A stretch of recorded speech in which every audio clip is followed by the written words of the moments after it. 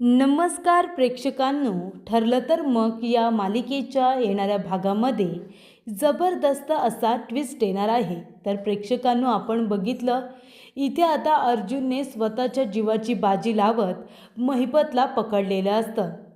महिपतला पकडल्यानंतर 22 वर्षांपूर्वी घडवण्यात आलेल्या अपघाताच्या मागे नक्की कोण मूळ सूत्रधार होता हे आता महिपत नक्कीच सांगेल असं अर्जुनला वाटत असतं. पण प्रेक्षकांनो, इथे आता नागराजने महिपतची भेट घेतलेली असते आणि त्याला सांगितलेलं असतं की आमची नावं कुठेही घ्यायची नाही. जर आमची नावं घेतली तर साक्षी शिखरे जिवंत आहे, समीरा शेखर म्हणून हे सांगायला आम्हाला वेळ लागणार नाही असं आता नागराजने सांगितलेलं असतं. पण प्रेक्षकांनो, इथे अर्जुनला माहिती असतं काहीही झालं तरीसुद्धा एक ना एक दिवस महिपत शिखरेला बोलावं तर लागेलच आणि त्याची आता तयारी अर्जुनने सुरू केलेली असते. महिपत पकडला गेल्यापासून प्रिया पूर्णपणे हादरलेली असते.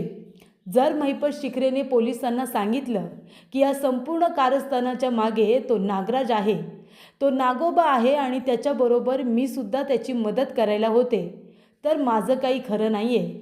आत्तापर्यंत तन्वी म्हणून जो काही मी सुभेदार किल्लेदार यांना त्रास दिलाय ना, त्या सगळ्याचा बदला माझ्याकडून घेतला जाईल अशी भीती आता सतत प्रियाच्या मनामध्ये असते. त्यामुळे इथे प्रिया खूप घाबरलेली असते आणि त्याचाच फायदा प्रेक्षकांनो सायली उचलते. कारण येणाऱ्या भागामध्ये नागराजने सुमनला आता वेगळ्याच ठिकाणी किडनॅप करून ठेवलेलं असतं आणि तेव्हा इथे प्रियाच्या मूर्खपणामुळे सायलीने तिचा पाठलाग करत सुमनचा पत्ता मिळवलेला असतो आणि सुमनला इथे प्रिया आणि नागराजच्या तावडीतून सोडवलेलं असतं. त्यामुळे प्रेक्षकांनो, संक्रांतीच्या दिवशी सुमनला इथे सायलीने घरी परत आणल्यानंतर घरामध्ये आनंदाचं आणि चैतन्याचं वातावरण असतं. त्यावेळीच तिथे आता सायली आणि अर्जुन दोघेजण एकमेकांना तिळगुळ भरवतात, एकमेकांचं तोंड गोड करतात आणि सुमनच्या किडनॅपिंगच्या मागे प्रियाचा खूप मोठा हात आहे, नागराजला मदत केलेली आहे हे समोर आल्यानंतर प्रिया आणि नागराजच्या विरोधामध्ये गुन्हा दाखल करतात आणि त्यांनासुद्धा चौकशीसाठी आता पोलीस स्टेशनला घेऊन जातात. तर प्रेक्षकांनो, येणाऱ्या भागामध्ये कशा पद्धतीने या गोष्टी पुढे घडत जातात आपण सविस्तरपणे बघूया. प्रेक्षकांनो, आपण बघितलं इथे आता महिपतला पकडल्यानंतर प्रिया आणि नागराज दोघेही भयंकर घाबरलेले असतात. तेव्हा इथे नागराज आता वेगळाच कांगावा करत असतो. तो जेव्हा त्या गोडाऊनमध्ये जाऊन बघतो तर तिथे सुमन एकटीच असते आणि तिथे महिपत नसतो.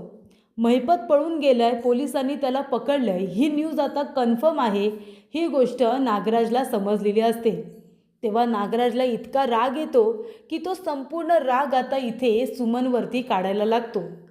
तो म्हणत असतोय, सुमन, तूच मदत केलीस ना, सांग, तूच मदत केलीस ना त्या महिपतला पळून जाण्यासाठी. तो एकटा पळून जाऊ शकतच नाही.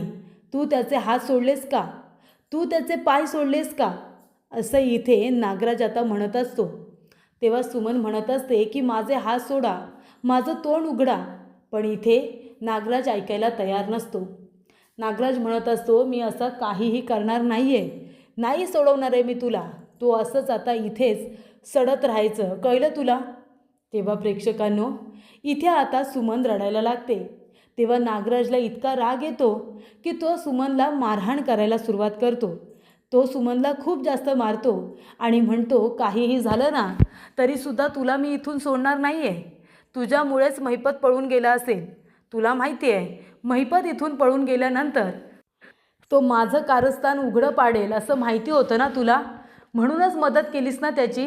काय गरज होती त्याची मदत करायची. तेव्हा इथे आता नागराजला वाटत असतं की सुमनने मदत केली, पण मूर्ख नागराजला ही गोष्ट कळत नसते की महिपतने सुमनचे हात त्याच्यासुद्धा रशीने बांधून ठेवलेले असतात. म्हणजे इथे सुमनला तो सोडवत तर नाहीच, उलट इथे महिपतने तिला अजून घट्ट बांधून ठेवलेलं असतं आणि मग तो पळून गेलेला असतो. तेव्हा नागराजने इथे आता महिपतचा पळून जाण्याचा राग संपूर्णपणे बिचाऱ्या इथे सुमनवरती काढलेला असतो. तिला मारलेलं असतं. सुमनचा जीव आता जातोय की काय अशी अवस्था तिची नागराजने करून ठेवलेली असते. तो म्हणत असतो की जर आता महिपत पोलिसांच्या हाती लागलाय, जर त्याने तोंड उघडलं आणि त्याने माझं कारस्थान सांगितलं तर दादा मला सोडणार नाही, तो अर्जुन मला सोडणार नाही. एकतर सगळेजण माझ्या पाठीमागे हात धुवून लागलेले आहेत. आणि तेव्हा प्रेक्षकांनो, इथे आता अर्जुन या शोधामध्ये असतो की कधी एकदा महिपत आपलं तोंड उघडेल आणि सांगेल की 22 वर्षांपूर्वी घडलेल्या अपघाताच्या मागे मूळ सूत्रधार कोण होता. ते जर त्याने सांगितलं तर आपल्या केसला नवीन दिशा मिळेल आणि लवकरात लवकर खरे गुन्हेगार गजाआड जातील. पण प्रेक्षकांनो, महिपत काही तोंड उघडायला तयार नाही, कारण नागराज तोंड लपवत लपवत महिपतला फायनली भेटायला आलेला असतो. आणि तो म्हणतोय, महिपत, शेवटीला ज्या गोष्टीची भीती होती तेच घडलं ना. काय गरज होती तुला पळून यायची, सांग ना, काय गरज होती. जिथे ठेवलं होतं तिथे राहिलं असताच तर काय बिघडलं असतं का. आता शेवटीला काय झालं, पोलिसांनी पकडलं ना तुला, आणून इथे जेलमध्ये बंद करून ठेवलं ना. काय मिळालं तुला हे सगळं करून. तिथे छान तुला एका रूममध्ये ठेवलं होतं, खाणं पिणं मिळत होतं, सगळं काही चांगलं होत होतं ना. थोडंसं आम्हाला सपोर्ट केला असतास, थोडं कॉपरेट केलं असतंस तर काय बिघडलं असतं. तेव्हा इथे नागराज म्हणत असतो की एक गोष्ट लक्षात ठेवायची, किती आणि काही झालं ना तरी आमची नावं घ्यायची नाही, कारण तू आता 4 भिंतीच्या आतमध्ये आहेस. पण तुझी मुलगी तिथे साक्षी शिखरे, ती कुठे आहे, घरी आहे, माहिती आहे ना तुला. आणि ती कुठे राहते ते सगळं मला माहिती आहे. तिचा विश्वास आहे माझ्यावरती की मी तुला कधी धोका देणार नाही. आपल्या दोघांची मैत्री तिला खूपच जास्त चांगली वाटते आणि म्हणूनच मी कधीच तुला फसवणार नाही असा तिचाही विश्वास आहे. म्हणून ती सगळ्या गोष्टी मला सांगत असते. तेव्हा आता तू एका गोष्टीचा विचार कर, तुझी मुलगी जर तुला सुखरूप राहायला हवी असेल ना, तिला मी अजिबात कसलाही त्रास होऊ देणार नाही. पण जर तोंड उघडलंस तर तिकडे तुझ्या मुलीलाही त्रास होणार, हे मात्र नक्की. ही गोष्ट तू लक्षात ठेव महिपत, असं आता नागराज म्हणतो. मग आता मुलीसाठी महिपतला तोंड बंद तर ठेवावंच लागणार आहे. जोपर्यंत महिपत तिथून बाहेर पडत नाही, स्वतःचा काहीतरी विचार करत नाही, तोपर्यंत त्याला तोंड बंद ठेवणं हे गरजेचंच आहे. आणि त्यात त्याच्या मुलीच्या आयुष्याचा प्रश्न असतो, साक्षी शिखरेच्या. तेव्हा प्रेक्षकांनो, आधीच ते आपलं आयुष्य घाबरत घाबरत जगत असते.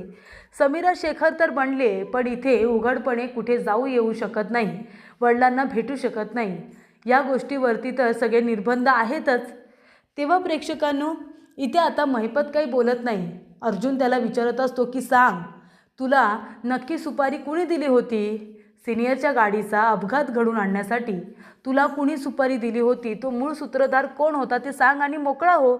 तुला काय गरज आहे त्या माणसासाठी स्वतःचं आयुष्य इथे संपवण्याची, स्वतःचं आयुष्य इथे धोक्यात टाकायची तुला काही गरज नाही आहे महिपत. पण महिपत मात्र गप्प असतो. तो म्हणतोय, अर्जुन सुभेदार, जसं मला पकडलंस ना तसं तू आता स्वतःहूनच त्या मूळ सूत्रधारालाही पकड. मी त्याचं नाव नाही सांगणार. तुम्हाला खरा गुन्हेगार शोधायचा आहे ना, मग तुम्ही आता स्वतः त्याला पकडा. मला काही आठवत नाही असं समजा. तुम्ही मला इथे आणून ठेवलं, आता मी जेलात राहणार, पण मी तुला काहीही सांगणार नाही. तो मूळ सूत्रधार कोण आहे त्यालासुद्धा तुम्ही शोधायचं, असं आता महिपतने अर्जुनला सांगितलेलं असतं. त्यानंतर प्रेक्षकांनो, अर्जुन म्हणतो, अच्छा, म्हणजे तू असं तो नाही उघडणार. तुलासुद्धा आता पोलिसांचा मार खायचाच असेल. इथे अशा खूप पद्धती वापरल्या जातात आणि त्यानंतर खूप गुन्हेगार इथे पटापटा बोलायला सुद्धा लागतात. तू सुद्धा बोलशील, आम्हाला खात्री आहे, असं इथे आता अर्जुन त्याला सांगत असतो. तेव्हा प्रेक्षकांनो, इथे आता प्रिया घाबरलेली असते. नागराज काय करतो, सुमनला आता तिथून गायब करतो आणि एका दुसऱ्या ठिकाणी नेऊन ठेवतो. एका दुसऱ्या ठिकाणी तिला किडनॅप करून ठेवतो आणि म्हणतो की सुमन कुठे आहे मला माहिती नाही. सुमनला कुणीतरी किडनॅप केलेला आहे. मला असं वाटतं त्या महिपतने तर केलं नसेल ना सुमनला किडनॅप. मला भीती वाटते की त्या महिपतनेच काहीतरी केलं असेल. तेव्हा अर्जुन आता महिपतला विचारतो, सुमन काकीसुद्धा किडनॅप झाले, तिला किडनॅप करण्यामागे तुझा हात आहे महिपत. हे सगळं तूच केलं आहेस ना. सुमन काकीला तूच किडनॅप केले आहेस ना, कारण ती तिथे तुमचा पाठलाग करत आली होती. तेव्हा महिपत म्हणतो, कोण सुमन, मी कुणालाही किडनॅप वगैरे केलेलं नाही आहे. तुमची माणसं किडनॅप होतात त्याचा सगळ्याचा आरोप काय माझ्यावरती टाकून मोकळे होणार आहात का. किडनॅप करेल कुणी दुसरं आणि उगाचच माझ्यावरती नाव घेत राहाल, असं इथे आता महिपत म्हणतो. तेव्हा अर्जुन म्हणत असतो की या महिपतचा काही संबंध असेल असं वाटत नाही, पण त्याला एक गोष्ट नक्कीच माहिती आहे की सुमन काकी कुठे.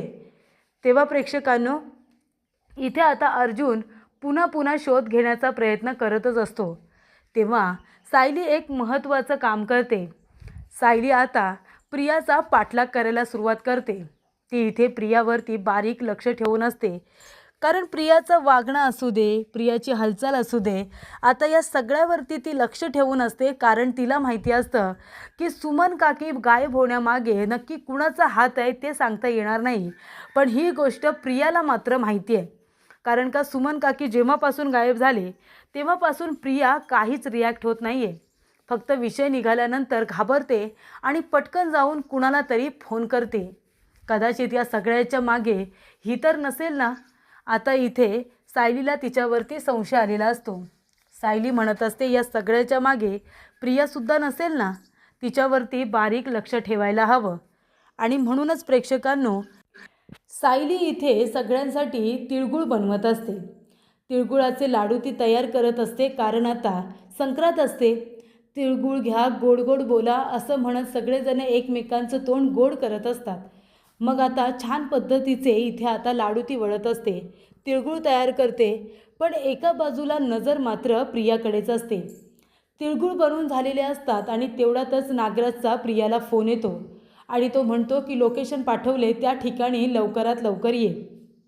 तेव्हा इथे प्रिया म्हणते हा नागोबा स्वतः फसणार आहे आणि मलाही फसवणारच आहे. पण आता जायला तर हवं, नाहीतर नाही गेले तर उगाचच या प्रकरणामध्ये मला फसवून मोकळा होईल हा नागोबा. आणि तेव्हा प्रेक्षकांनो, इथे आता प्रिया लगेचच घाईघाईने आपली पर्स घेऊन निघालेली असते. अर्जुन सायलीला प्रियावरती संशय असतोच की ही सुद्धा या सगळ्यामध्ये सामील आहे, पण त्यांना खात्री करून घ्यायची असते, कारण त्यांच्याकडे कुठलाही पुरावा नसतो. आणि तेव्हा प्रेक्षकांनो, इथे आता सायली आणि अर्जुन हे दोघेजण प्रियावरती लक्ष ठेवून तर असतातच, आणि म्हणूनच पाठलाग करत आता सायली प्रियाच्या मागे मागे जायला निघते. ती आपली पर्स घेते आणि रिक्षा पकडून सरळ आता प्रियाचा पाठलाग करत जाते. एका गोडाऊनच्या ठिकाणी प्रिया आपली गाडी थांबवते आणि सरळ आतमध्ये जाते. तेव्हा इथे नागोबा तिच्याजवळ बोलतो आणि गाडी घेऊन तिथून निघून जातो. सुमनवरती लक्ष ठेवण्यासाठी त्याने प्रियाला तिथे बोलावलेलं असतं. तेव्हा सायली मनामध्ये म्हणते की काहीही झालं तरीसुद्धा या ठिकाणीच आता सुमन काकीला ठेवण्यात आलेलं असेल, असा विश्वास तिला बसतो. नागोबा तिथून गेल्यानंतर सायली हळुवारपणे गोडाऊनच्या आतमध्ये जाते. तेव्हा तिथे प्रिया आता बसलेली असते आणि सुमनला इथे बेशुद्ध करून ठेवण्यात आलेलं असतं.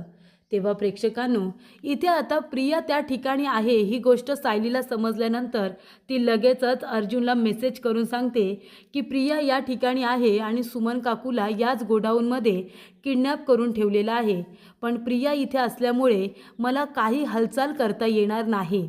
आणि तेव्हा प्रेक्षकांनो, अर्जुनने इथे अश्विनला फोन केलेला असतो आणि अश्विनला सांगितलेलं असतं की लवकरात लवकर प्रियाला घरी बोलावून घे, बाकीचं सगळं मी तुला नंतर सांगतो. तन्वीला फोन कर आणि आत्ताच्या आता अर्जंटली घरी बोलावून घे आणि म्हण की महत्त्वाचं काम आहे. तेव्हा इथे अश्विन म्हणत असतो पण मी असं का करू. तेव्हा अश्विन इथे आता रागवलेला असतो. अर्जुन म्हणत असतो की एकदा फक्त माझं ऐक, तू फक्त तन्वीला फोन करून घरी बोलावून घे आणि म्हण की महत्त्वाचं काम आहे. तेव्हा अश्विन तन्वीला फोन करतो आणि म्हणतो कुठे आहेस तू. तन्वी आता घाबरते की काय उत्तर देऊ. तेव्हा अश्विन म्हणत असतो की मी घरी आलो आहे, तू लवकरात लवकर घरी ये, मला महत्त्वाचं बोलायचं आहे. आणि तेव्हा प्रेक्षकांनो, प्रियाला आता घरी जावं लागतं. तेवढ्यातच सायली सुमनला सोडवते प्रियाच्या आणि नागराच्या तावडीतून आणि सुमनला रिक्षामध्ये टाकून ती आता सुभेदारांच्या घरी घेऊन येते. सुमन काकी घरी आल्यानंतर सगळ्यांना खूप जास्त आनंद झालेला असतो. तेव्हा प्रेक्षकांनो, इथे आता सायली म्हणत असते की सुमन काकी ज्या ठिकाणी होत्या त्या ठिकाणी प्रियासुद्धा होती आणि नागराज काकासुद्धा होते. सुमन काकीला किडनॅप करण्यामागे नागराज काका आणि प्रियाचा खूप मोठा हात आहे, असं आता सायली सगळ्यांना सांगते. तेव्हा इथे सायलीने प्रियाचा पुरावा म्हणून सुमन काकीबरोबर फोटोसुद्धा काढलेला असतो. तेव्हा सुमन म्हणते मला माहिती आहे, महिपतलासुद्धा किडनॅप याच लोकांनी केलं होतं आणि मलासुद्धा तिथेच किडनॅप करून ठेवलं होतं. नंतर महिपत सुटला तेव्हा इथे नागराजने मला खूप मारलं आणि मला दुसऱ्या ठिकाणी डांबून ठेवलं होतं. आणि तिथे प्रियासुद्धा सतत येत होती. तिचा आवाज माझ्या कानावरती पडत होता, पण मी बेशुद्ध असल्यामुळे मला जास्त रिॲक्ट होता येत नव्हतं. पण ह्या कारस्थानामागे प्रियासुद्धा नागराजबरोबर सामील आहे या गोष्टीचा खुलासा सुमनने सुद्धा केलेला असतो. तेव्हा प्रेक्षकांनो, इथे आता अर्जुनला खूप मोठा धक्का बसत नाही, पण अश्विनला बसलेला असतो. अर्जुन इन्स्पेक्टर सावंत यांना फोन करतो आणि लवकरात लवकर नागराज आणि प्रिया यांना ताब्यामध्ये घ्या आणि यांचीसुद्धा चौकशी सुरू करा असं आता सांगतो. तेव्हा इथे प्रिया आणि नागराजने आत्तापर्यंत केलेल्या गुन्ह्याची शिक्षा अर्जुन सायलीने त्यांना मिळवून दिलेली असते आणि सुमनने त्याच्यामध्ये साक्ष देऊन खूप मोठी कामगिरी बजावलेली असते. खरे गुन्हेगार सापडलेले असतात. त्यामुळे इथे संक्रांतीच्या दिवशी आता वाईट माणसं जेलमध्ये गेलेले असतात. तेव्हा सायली अर्जुन दोघेजण एकमेकांना तिळगुळ भरवून एकमेकांचं तोंड गोड करतात. सुमन घरी सुखरूपरित्या आलेली असते, म्हणून घरामध्ये आनंदाचं वातावरण निर्माण झालेलं असतं आणि त्या सगळ्याचं क्रेडिट आता अर्जुन आणि सायली या दोघांना गेलेलं असतं.